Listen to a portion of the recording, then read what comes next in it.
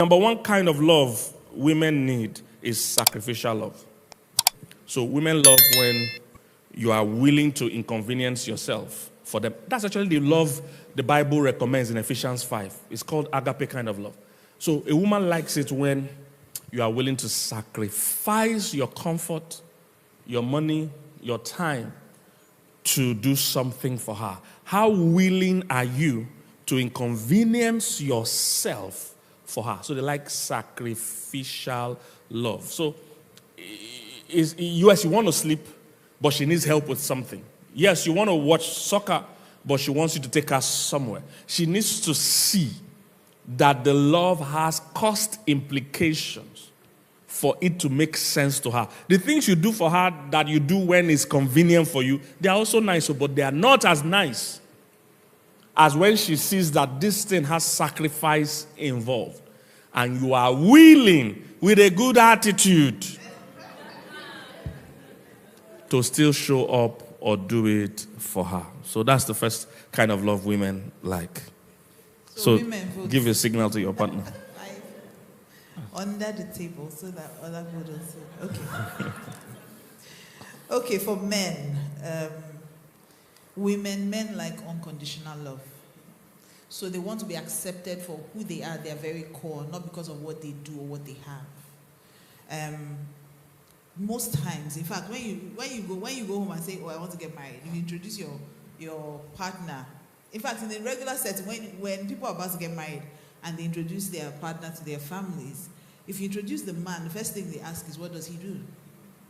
If you introduce the woman, most times they'll say, "Oh, she's so pretty, so well behaved, so well brought up." So men have been trained to always do before they're accepted. So for a man, the kind of love he needs from his wife is that acceptance. Not necessarily accepting bad behavior, but accepting who he is so that he's comfortable enough and is given a foundation of security where he can be himself without fear of rejection. So men, vote.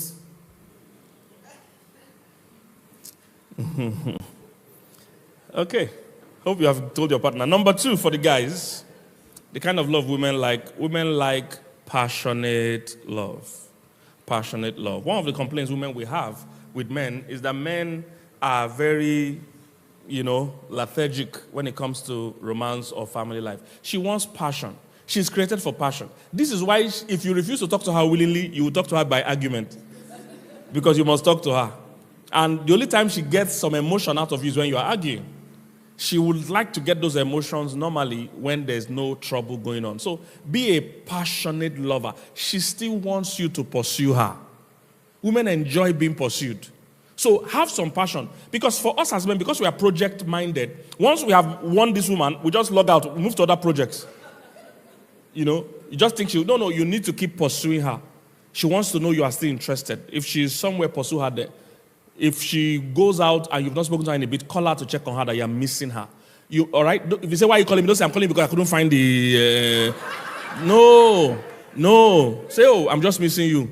I wanted to hear your voice. How far with this hair, the salon? Are you almost done? Okay, we're missing you. Come home soon. No? And we're even looking for..." That's how you do it. You don't start with what you're looking for. Okay? So she wants passionate love. So do you still look into her eyes? Do you still tell her you love her? Do you still admire her body? Do you still admire her soul? Do you still admire her mind? She needs passion. All right? She needs passion. Don't just allow things be dry because of the troubles of this life. All right? The troubles will always be there. But give some attention, some emotion, all right, to your wife. She needs passionate love, yes.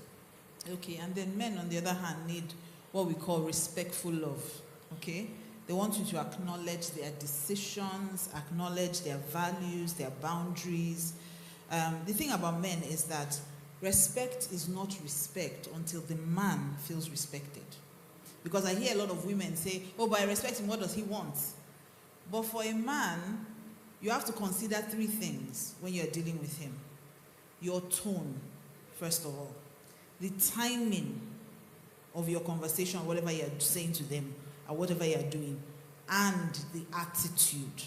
Sometimes what you are saying, all the time, what you are saying is correct, ladies. But It's the tone you're using. You're talking to him like you're talking to a child. You are correcting him as if you're correcting your child. The timing too is off. You have to read the room. Sometimes it's not the time. Let it go. You can have that conversation later. And then some other times it's the attitude. It's the way you even said what you said. It's not that he doesn't know that what you're telling him is correct. It's the way you're saying it. So for a man, respect is not respect until he feels respected. You have to respect a man on his own terms, not on yours. And you see, the thing about the Bible is that the Bible kind of explains, when it talks about submission, I think that we've taken the argument to the wrong side. When the Bible explains what submission is, it doesn't really talk about obedience. That's not really where the Bible is going. Let's look at it in Ephesians 5:33, and I'll read you the Amplified Classic Version. It says, however, let each man of you, without exception, love his wife as being in a sense his very own self. Where I'm going is with the women. It says, and let the wife see that she respects and reverences her husband. Now, if you don't know what that means, it expands it. It says that she notices him, that she regards him, that she honors him, that she prefers him, that she venerates and esteems him, and that she defers to him, praises him, loves and admires him exceedingly. If you look at all those things, you realize that it's not necessarily an issue of obedience. It's more about value. It's more about worth, the worth you place on your husband. That you notice those little times when he's not in the mood, when he's down, that you praise him, that you veneration almost talks of worship. It's adoration, that you adore your husband. He wants to feel adored in his own home. So there are two things I always say to women. Don't speak to your husband rudely in public or in private. Never raise your voice at your husband. Because women like me to simplify it, so I'm going to simplify it for you. Never speak to your husband rudely in public or in private. Never speak about him rudely in public or in private. The first one is don't do it to his face. The other one is don't do it behind his back. Don't do it with people that are close to you. It might be a joke to you, but you see, disrespect is infectious. Once you disrespect your husband, to your family, they'll follow suit naturally. So men want respectful love. It's not just I buy him a gift, but how do you treat him? How do you speak to him? Do you treat him like he's your child? Do you talk down at him in front of the children just because you think you know better? That's where submission really kicks in. Where you know that you may be fast at making the decision, but you still allow him lead. All right. So men, on a scale of 1 to 5. Give your wife signal. Let the wives know. Number 3 for the guys, women need what I call jealous love. Jealous love. Now, this is not the same as jealousy or insecurity. But why I call it jealous love is because she needs to know you are still jealous over her, not jealous of her. But in terms of that, you are still protective somehow of her. She still wants to know that you think she is so beautiful that you are going, I don't want people to be toasting you. I don't want this, your figure is still showing, this your cloth is tight. From a more positive point of view, she needs to know she's still attractive. She needs to know. We saw in the Bible, Sarah was still hot at almost 100 years old, but the secret to that was the jealous love that Abraham had. Abraham felt she was the hottest thing in the world. Because even when they were going to another country at her old age, Abraham said, you are so hot, the king there or the people there will want to toast you. When a woman hears that, of course she will be glowing. Women are interesting. Your wife you have is a total reflection of how you've treated her. No matter her age. So some women are very young, but they look old because of who is handling her. But some women are older, but they still look young because of who is handling. So you must have that jealous love. Not jealousy, not insecurity, please. But you think she's still beautiful, no matter how old she is. So Abraham saw his wife, they were going, he said, look, you are too hot. If you go there, they will want to toast you. And truly, like he said, when they got to that country, the men in the country saw and said, who is this fine girl? And she was so fine that the men said, look, this girl is beyond our level. Do you understand? The guys all agreed that she's too fine, she's beyond our league. This one is the king that will date her. And truly, they told the king, and the king said, this girl is so fine, I will date her. Everything Abraham said about her was exactly what happened. That's how beautiful she was at that old age, because he always showered her with that compliment. That, aura was around her, and she still carried herself with that confidence. So, ladies, tell your husband how important this is, that he still admires you and finds you attractive at any age. Okay. So the next point. I don't see people giving feedback though. You guys hope you are giving the feedback or under the table. You guys are very skilled in this church. That's what I'm saying. They're very skilled. The last church we went to, they were very... Yes, they were touching. We were all seeing the results. One woman even sat on her husband, like at one point. So like this point is too important. But the way they are looking straight in this church. Everybody just looking like they're spiritual and just touching. Yeah. Okay, for men. Men need prioritized love. And by that, I mean that they need to know that you prioritize them above all others. Even the children. Maybe I should say this. Especially the children. Because I notice that a lot of couples have issues when the woman is pregnant. All of a sudden, the man is no longer important. Everything is about her baby.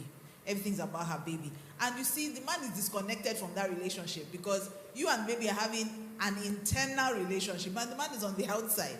So when the baby kicks, you have to invite him to be a part of that for him to connect with that. When the baby puts their knee somewhere, you are the one that knows that you rub, oh, don't do that to mommy. That intimacy is building. But the man feels excluded. Now it becomes even worse when the baby is now born. When the baby is born, you know that the baby needs you. You are thinking your husband can fix his food. He doesn't need me to give him a bath. He doesn't need me to change him.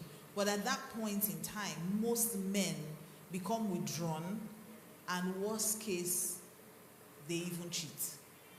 And because I'm an infidelity recovery specialist, I've noticed that this happens around that period. That's when most people start to experience that kind of infidelity happening. So you have to become intentional about carrying your husband along and be intentional about making sure he knows that his priority, even though the children need you or other members of the family need you. The truth is, at some point, the children will leave. And that's what you must remember. I've noticed that in parenting, there are two challenges. The men easily step away from the child. The mother finds it hard to let go. So you guys have to be a team to realize that these children will go, whether you let go of them or not. One day they will come home and say, Mommy, there's this girl. And when they say there's this girl, just know that your time and your reign is over. Because in your mind, you are the queen of his heart. Oh, my son loves me, my son. And your husband is just laughing that he will come and meet me. He will go. And truly, that's what they do. Even for the fathers, you think your daughters will always be there. They won't. They will come home without mercy. They'll just come and tell you, there's this guy. And then on the wedding day, they'll be kissing your daughter as if they don't have respect. So you better adjust to the idea that you only have each other. Yeah. And so you must be intentional. So wives, one of the things that makes men draw closer to you is when you let them know that they are prioritized. All right, guys, give your feedback. Yes. All right. Hope you have given it. Next one, guys, next kind of love women like is daddy love. What do I mean by daddy love? Sugar daddy love. The first person a girl falls in love with is her dad. Especially when he's a responsible and good dad. All girls fall in love with their dad. And in every or most women's fantasy, they still want a sugar daddy. That's why whenever they do a movie that has sugar daddy, you see all the women are happy. Yeah, Odogu. This is worldwide. It happens because women fantasize about a rich, generous, lover that doesn't spare any expense. That spoils them, basically. Every woman has that dream, that they'll marry a man or be with a man that spoils them. So once in a while, husbands, be that man. Spoil your wife. Sometimes allow her or help her or fund her to buy something she will never buy for herself. Most women that are prudent will have guilt spending money. So you need to once in a while, put money in her account, let her go and spend it. Once in a while, send her shopping. Once in a while, get some of her friends that will help her spend to go with her to shopping and let them spend money. Sponsor her on a girl's trip. Sponsor her on one lavish vacation. Fly business class if you don't fly business class. Give her some spoiling. She will look at expensive jewelry. She won't want to buy it. Drop your card. It's important that you spoil your wife. It's every woman's fantasy. And if she's a good woman, she'll be telling you, no, you don't have to. Me, I'm telling you now, you have to. Go ahead and do it. She will say you shouldn't have. So every woman likes a sugar daddy that is protective of her and loves her from that spoiling point of view. All right? My wife is like that. She's very prudent. If she goes shopping, if you see same thing, is something $70, she'll say, she can't buy it, it's too expensive. She will go right in the same store, something $70 for the children, she will buy 3. She's okay to spend for the children because she has 3 kids. She'll buy but for herself, she can't spend that same money. So I make sure that I'll say I will pay. Just make sure you spend it. Buy anything. Whether you like it or you don't, you're not sure, just buy. So I always force her. So women like someone that will spoil them, all right? And be protective of them. There are times she's overworking. So some days ago, we were in Dallas to preach as well. So we had to sleep in late that day. So we woke up later in the morning. When she woke up, I was already awake. She woke up, said, give my phone. I said, why? She just want to check on the children. I said, they're okay, sleep. And she was saying, no, if I will be thinking of them, I won't sleep. And I refused to give her the phone. And a few minutes after, I heard her snoring. So she was actually tired. But because impulsively, women sometimes their brain overthinks. They want to, I said, no, sleep. So be protective.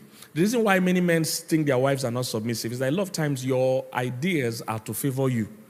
If she sees that your decisions and ideas are for her good, you will see that every woman is submissive. Have you seen women in a salon before? Very submissive. Because they know that what they are doing is for their good. They say, sit down here for 2 hours. You just sit down like this. Bend back. No argument. She's submissive. If she believes that what you are saying is for her benefit, she will submit. All right. Okay. So, give feedback. Give feedback, ladies. Okay, so for men, the next expression of love is supportive love. And this means that men want you to stand by them when there are challenges.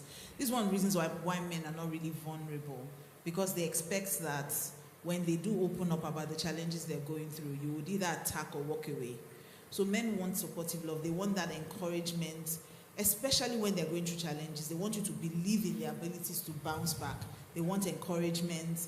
Interestingly, this is a bit similar to the kind of love women want in terms of daddy love. This is mommy love.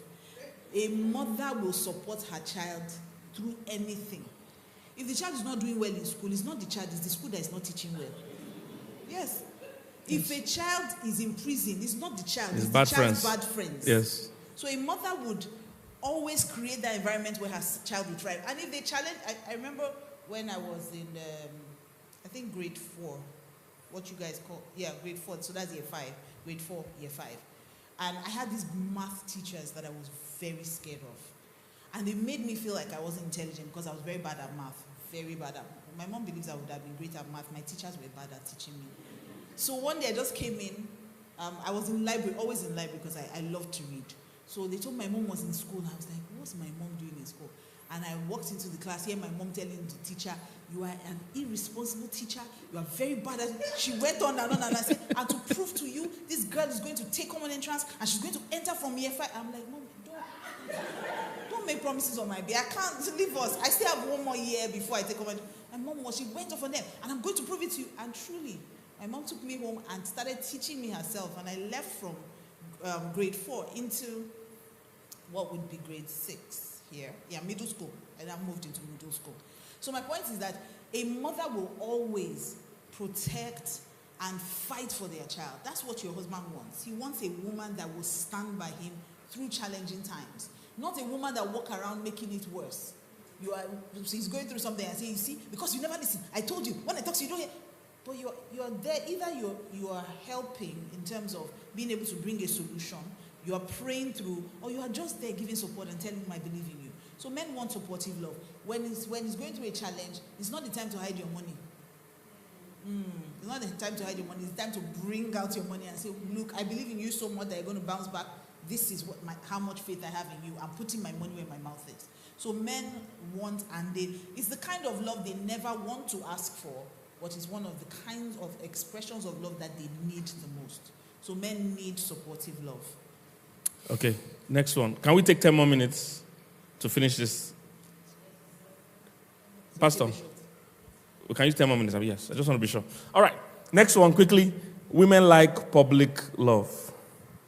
All right, some might not admit it, but women like when you publicly show that you love them. Some people call it PDA, public display of affection. Because some men, if they are working, they find it hard to hold their wife's hand. They find it hard to hug their wives. The only time they hug guys in the bedroom when they want to do something.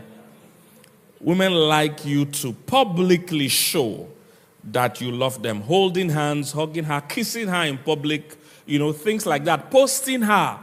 Some men need to beg them to post. I even see some women have to take their husband's phone and put her own picture and post it. If you're a man like that, that's a horrible thing. You are causing problems in the world. All right? Please publicly declare your affection for your wife. Most women like that. So publicly post her. Your DP, your profile, your whatever, her birthdays, special days, post her. Sometimes it looks little, but it has great impact. And if you can't put in that small effort of just posting her, then to her, it doesn't register that you value her. We know you are busy and you have the whole problem of the world on your shoulders.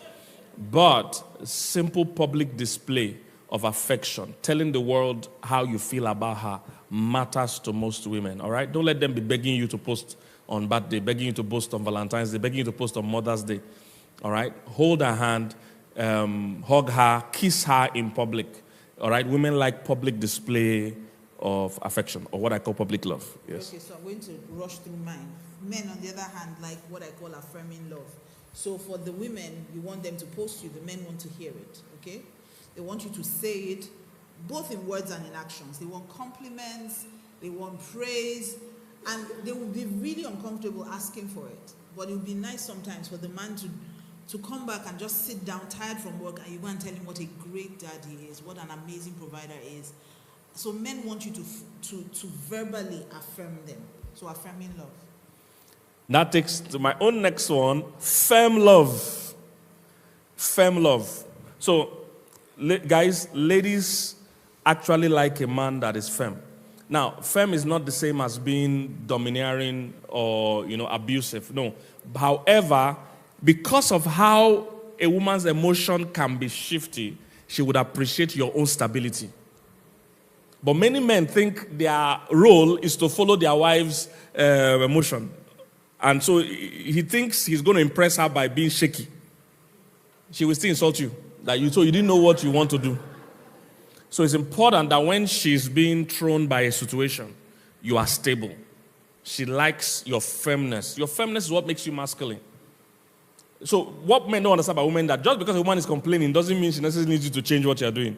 For her, sometimes she's expressing how she feels. It doesn't mean she change. Sometimes you are right. She just doesn't like the idea. But she likes you to know what you are doing and why you are doing it. Your conviction is very important because you are the leader, you are the head. You should be clear on what you want to do. Now, I'm not talking about dominating or not listening to your wife. That's not what I'm talking about. But I mean, women appreciate men that are firm. I gave the example of when my wife wanted to use her phone and I told her not to use it.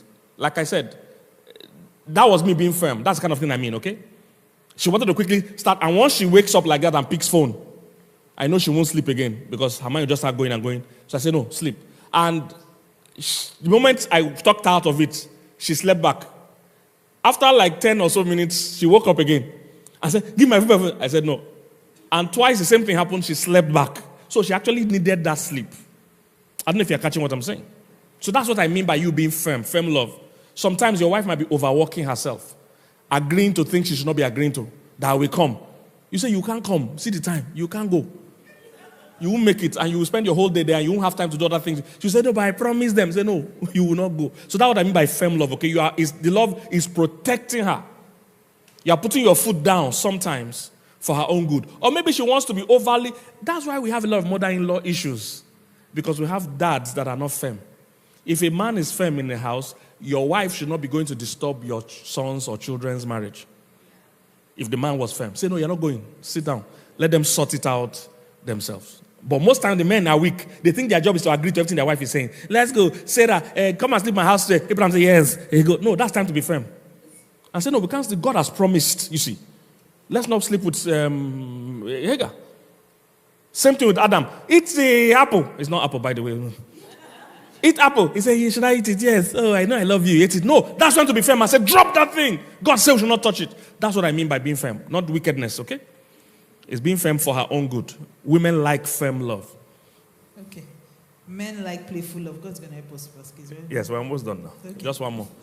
Two more. So, God, I say God. Men like playful love. So men want you to be friends with them. They want you to go on adventures. The truth of the matter is that most men, when they grow up, they are still little boys at heart. So they want to play, they want to have fun, they want to enjoy. So the truth is, growing up, the average man heard, leave that toy alone, go and read your books, go and read your books. And he's planning in his head that one day, he will be in his own house. He can afford to buy all the toys he wants, all the cars, all the PS, all the everything. Then he gets married. And then he wants to buy the car, you say no. His baby, yes, it's the only thing you do. He wants someone who will play with him and somebody who will allow him play. Okay? So men appreciate women, because a lot of women think that all I need to do in my house is be a praying wife. Your husband also needs a playing wife. Not just a praying wife, but somebody who is willing to go on adventures with him, do fun things. Things he's always dreamt about doing. Some things he's even told you when you guys were dating, and he's probably even forgotten. Over time, just come up with those ideas. Well, let's go on this, let's do that. I remember, Pastor K will accuse me that I've abandoned him, but yes, she has changed now. I still try. Be honest, I still try. A bit. When you're speeding all those, you're speeding a in bit. that car.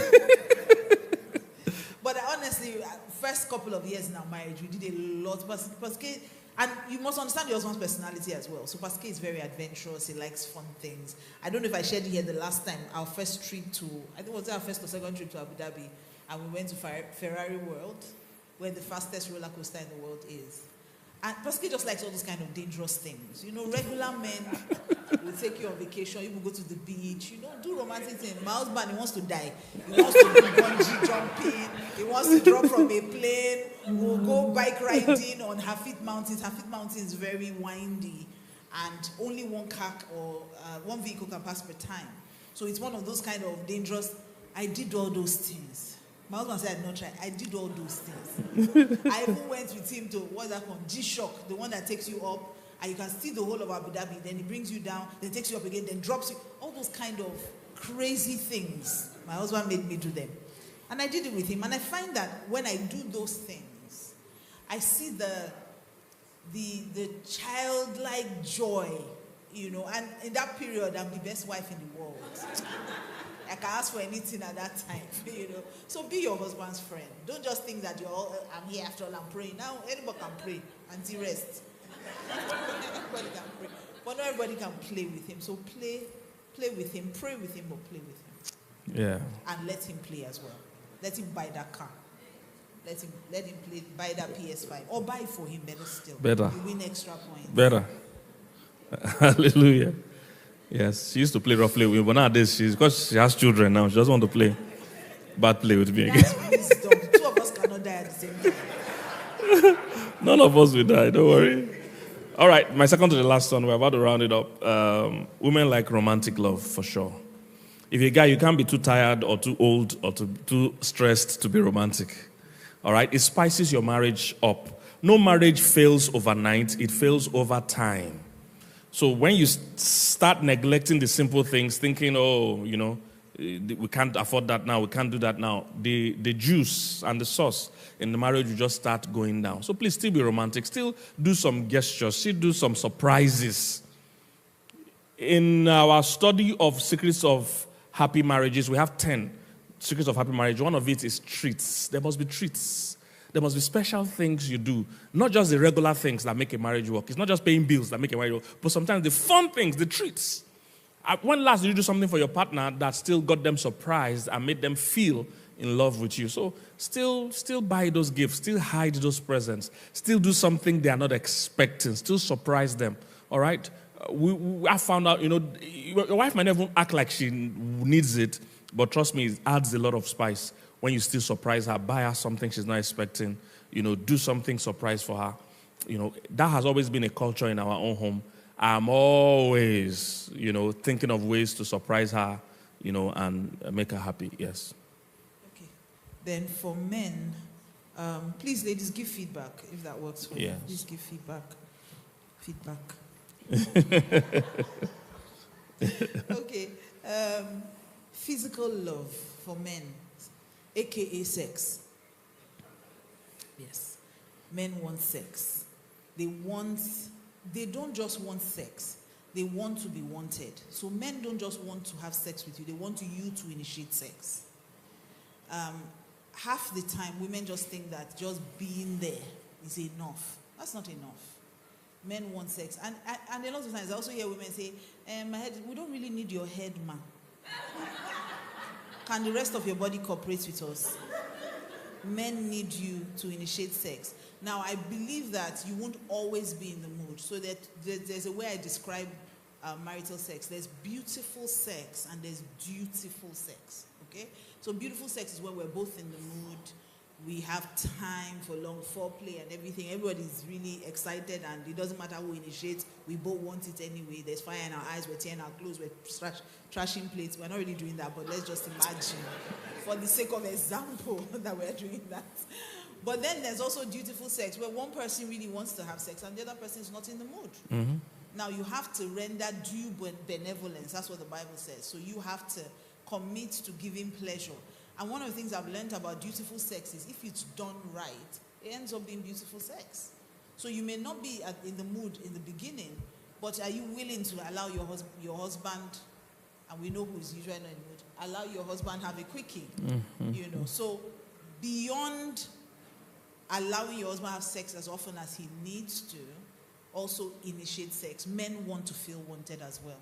So men, please let the women know. Feedback. Yes, sir.